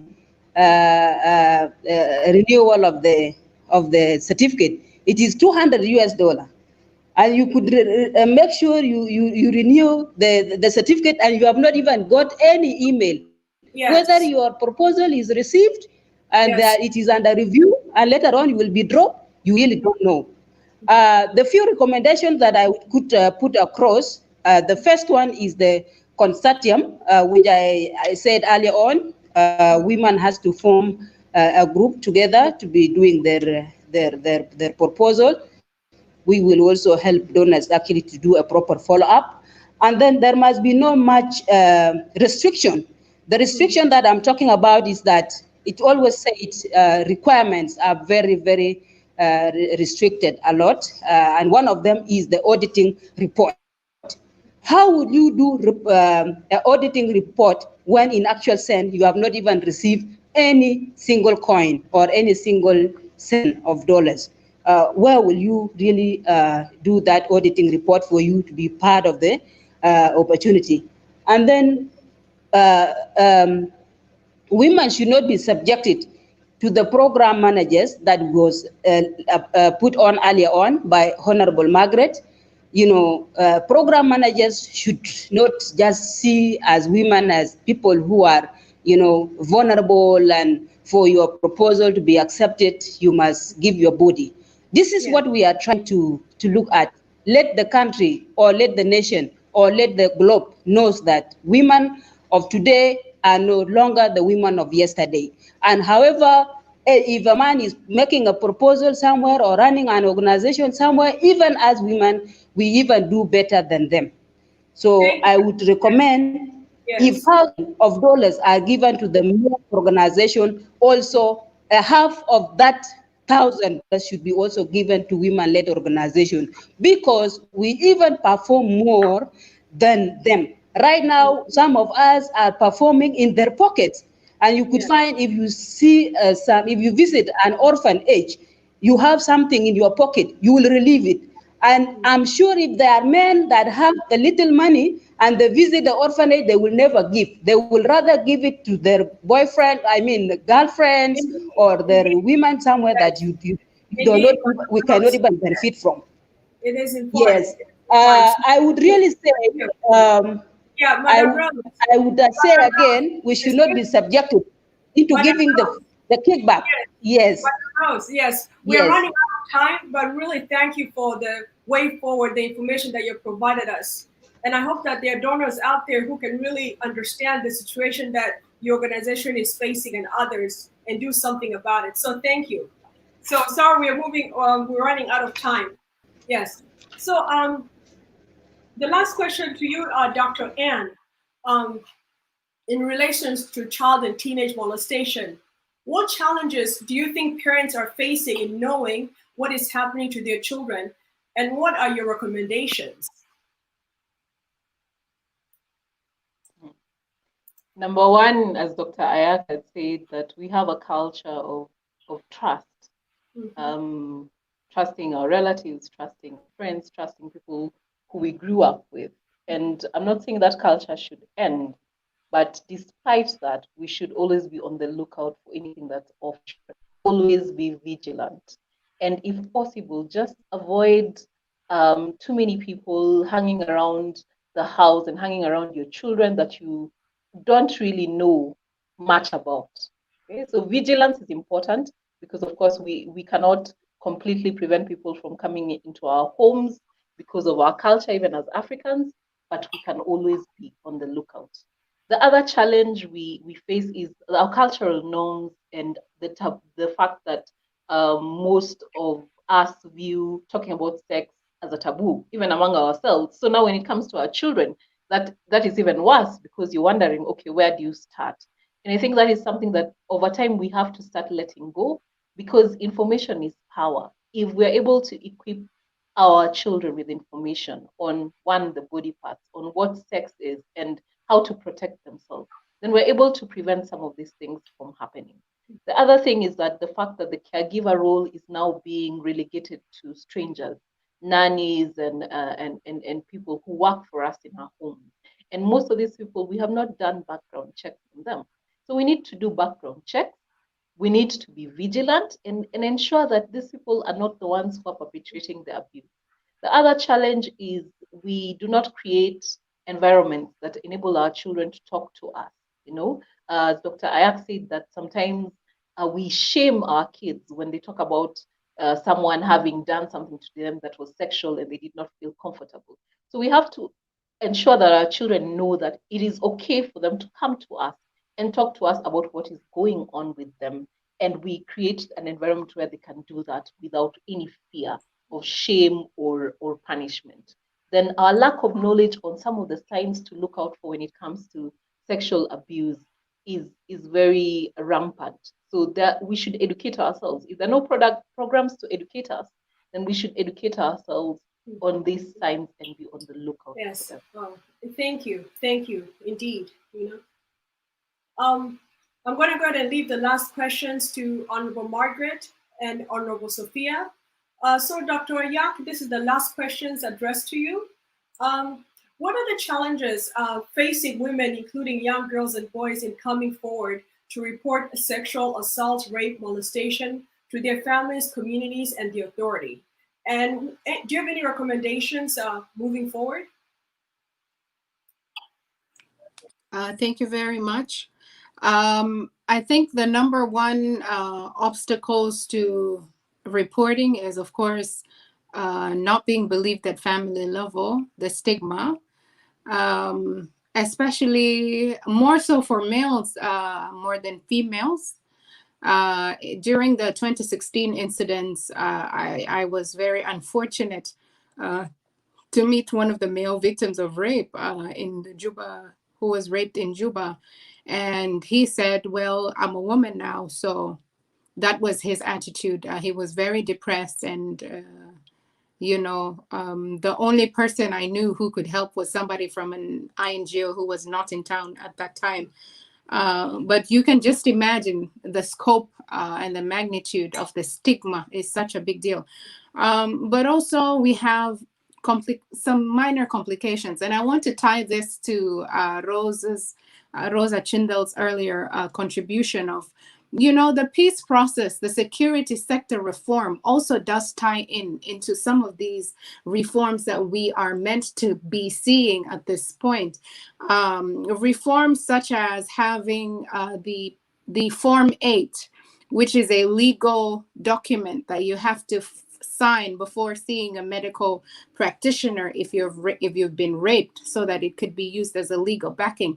So there has been petitions from women in civil society, together with the Women Bloc in Parliament, actually, pushing to have Form 8 pushed to the point of care, to health facilities, or having members of the security sector, particularly women, trained in how to address issues of rape. But that also means having more women in places of authority, particularly the security sector. So you see how all these things come in full circle into having more empowered women, more women who have the technical know-how, but also the knowledge in places of authority, and how that trickles down to having Form 8 at the point of care. The other issue also is the shrinking civic space. If you cannot talk about it, it seems like it does not exist. That is a very, very big challenge. I remember during the peace talks, I was the deputy coordinator for civil society. And one of the statements we made as civil society was highlighting why we need a security sector reform, and emphasizing on UN Security Council Resolution 1325 as the backbone to that. But one of the statements was, a woman is raped every second. And, the backlash that we received as civil society was tremendous. The backlash was how, as civil society, we have exaggerated. And I was like, is it really about exaggerating, or is it really about talking that there is an issue here that needs a. Okay, assuming it has been exaggerated, let's forget that for a minute and let's talk about how this is really a critical issue that needs to be addressed. So we have shrinking civic space, harassment of women in civil society, and their targeting, which also limits how we address these issues. So what To do you make think a are the protest, for what do you think instance, are in the way Juba. forward? Yes. What's So the way forward? Mm-hmm. Widening of the civil space, definitely less curtailing, All more right. support from people in places of authority, and hopefully when chapter 5 of the peace agreement is being implemented, personally I want to see a special tribunal to try perpetrators of rape, to set an example and set a precedence. And the most important one is, the most immediate thing would be to bring Form 8 to the point of care. Yes. Thank you so much. Yes, the perpetrators cannot just operate with impunity. They have to be brought to book. So thank you, Dr. Ayak. And now, Honorable Margaret, what are the challenges facing South Sudanese women politicians as someone who's been in the political field for quite some time? And do you have any recommendations for those girls, women who want to get into politics, or those who are already in politics? Thank you very much. As I said before, the challenges that the women face, they are enormous. First of all, they face economic challenge, family challenge, social, cultural, and even political. So socially, as I said before, they are incapable financially to support their constituency, their family, and even themselves. At the family level, they cannot attend late hour meetings. It becomes a very big challenge for them. Your husband will be asking you, what are you doing there at night? Who are you with there? So it's a challenge. Culturally, they will go and tell the man, your wife is not respectful, because how can a woman come late for the man to open the door? So it becomes a very big challenge for them. Politically, of course, they needed to politically stand strong, but sometimes to get somebody to get people around you to make you stand strong, it becomes a challenge, because the people who want to follow you, you have to support them. Then you don't have the finances to support them, it becomes a challenge. So my recommendation would be that as women, we must stand together as women. In whatever situation, we must stand together. We must stand together at the national level, at the state level, at the county level. We must pull each other. We must have a longer rope where people at the national level will hold the hands of the women at the state, and the women at the state will hold the hands of the women in the county will hold Payam, the Payam will hold the Boma. We pull ourselves and we stand with each other. My second recommendation would be, first of all, we must recognize our strength and our capacity as women, that we are very capable, we can deliver as the men could deliver. Look at Dr. Ayak and Dr. Ann. Those are young guys. Yeah, they are doctors. I'm sure from the discussion that Dr. Ann and Dr. Ayak is doing, I'm sure a man somewhere out there will feel intimidated. So there is no point that we are not capable. We must recognize that we are capable. And when we know that we are capable, we must support one another in position. If we have a sister who is in that position and she's facing a lot of challenge, all of us, we must rally behind her. If she has done a mistake, we must call her in our kitchen as women and tell her 1, 2, 3 is not right. Go out there and do 1, 2, 3. We have never been doing this as South Sudanese women. In fact, we will contribute to bringing her down instead of pushing her and instead of standing with her. You can even look at the example when men have done something wrong in the public, the other men will rally behind him and cover up that thing. But we can never do that as women. So we must start learning how to cover up for our sisters, to stand up with our sisters. Another recommendation is that we must, first of all, add value to ourselves. We must educate ourselves. We must go to school. We must learn. We must get to read. We must read. Lastly, we must encourage our women at the grassroots level to go to school. Without education, we can never beat men. We can never compete with men. So we must educate ourselves from all levels so that we are able to compete. And we must engage men in the affairs of women, because they have daughters, they have sisters, they have aunties, they have their mothers. We must engage men on our affairs so that they can be in forefront to fight for us Thank as you, women. Honorable Thank Margaret. Indeed, education is the key to combating a lot of the adverse effects in our society. The last question is addressed to you, Honorable Sophia, before we end this discussion. you. Before you go to Honorable Sophia, before you go to Honorable Sophia, I just want to say something, that we must stop being jealous for one another, but rather work hand in hand with one another, because jealous makes us not to be able to work as a team. Jealous will always make us fight one another for a reason not known. But if we stop being jealous for our sisters and support our sisters, I think that we will be able to overcome the challenges that is before us. Thank you. Yes, the last question to you, Honorable Sophia, before we end this important discussion.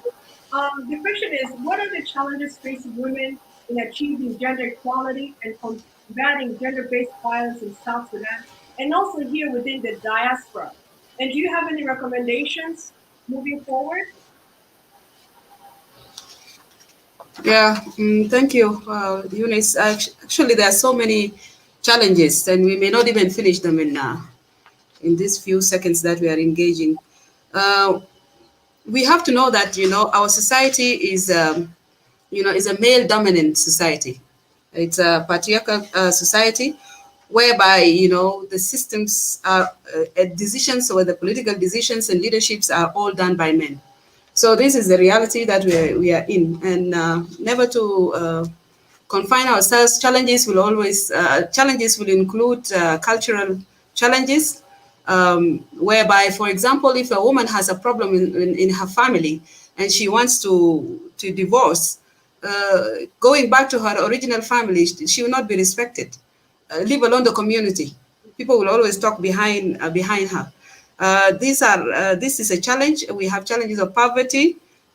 Some women will stick to their marriages simply because they don't know the uncertainty of future. If they walk away from their family, they don't know will they survive or what will happen. And also the children custody or child custody. Some women, they feel like it's better they remain with their children than leaving the kids behind. Because if they leave the children behind, they don't know, the co-wives will come, and maybe the future of the children will also be uncertain. So we have also the challenge of law enforcement. Just like I've said earlier, the police system doesn't actually encourage women to speak openly or to get safety wherever they are. However, women in the Western world are much protected more than us in a way, because systems are there whereby they can go for temporary shelter. They can also be supported financially if they have issues in their families. And then there are courts that are available. You can go actually and resolve anything through court. We have very poor infrastructure, as we know. Facilities are not there. Even if, like Dr. Ann was saying, you need to do the examination. There are units that you don't have these facilities to do examination of rape case in any case. The other one that I would like is that let us. I wanted to take from Honorable Margaret that let's close the gaps between us as women leaders, between the women and local and grassroots levels and the women's in the leadership.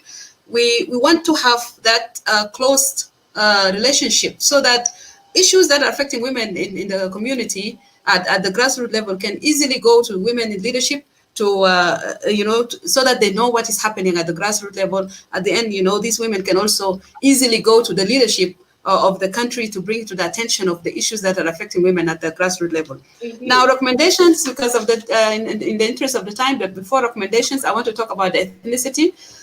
Women don't have tribe. We don't have tribe as women. That's the reality, because you'd be married to anywhere within the South Sudanese community. But those who have tribes are men.